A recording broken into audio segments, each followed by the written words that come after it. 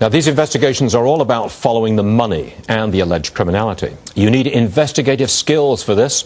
Among those doing the digging, Digital Risk co-founder, forensic underwriter Jeff Taylor. Jeff, a pleasure to have you with us. You're looking into these investigations. I want to start with mortgages, if I may. We've got 400 people under arrest charged with mortgage fraud. What about the people who are the victims of that mortgage fraud? Is there any hope of any recovery for any of those investors? Actually, there is. I mean, when you look at this right now, anybody who abused the mortgage system over the last few years because they saw the lack of controls are going to be potentially accountable to those who are going to go in there, look at these whole loans, figure out exactly what went wrong, and then work with the borrowers potentially to refinance them out of those programs. Now, what are the lenders doing to find out who's responsible here? What are they doing? Because they've got a responsibility to get out there and check who sold their lousy loans and on what terms.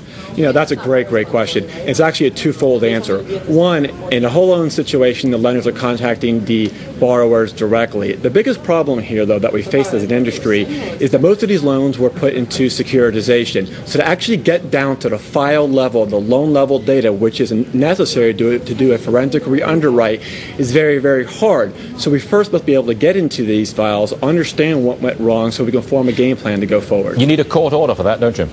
Not right now. Generally, what I think it's going to take is investors are banding together to basically go back to the trustees and say, look, we're all in this together. We need to understand what went wrong. So we're going to go ahead and do a review of the entire bond structure, all the underlying loans, full credit compliance or fraud investigation, so we understand first what we have, then we can move forward. But a lot of it is what was verbalized, what was said to a borrower, what was said to a homeowner, which you can't always prove.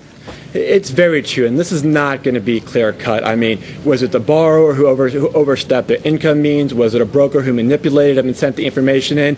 But again, you'd be surprised when you look at servicing comments, collection notes, and you look at these loans, you'd be amazed at the actual story that they tell and how you can piece this together. It's not an easy process, but when you roll your sleeves up and get into it, the answers are there. All right, Jeff Taylor, you'll be on this, I know you will, and we thank you for sharing your expertise with us this afternoon. It's a long process, and we know it. Thank you very much, sir.